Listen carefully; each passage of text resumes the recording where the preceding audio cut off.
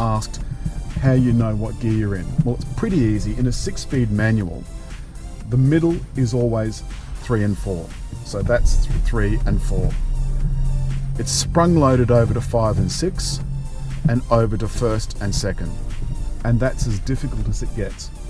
Reverse in this car is you lift the little collar underneath and the reverse camera will come up and detect the mantle behind. Will get a bit panicky. You can see how the camera brings up just exactly where you are in the parking spot. And that's so that you don't have to push down on the gear lever. That's really annoying.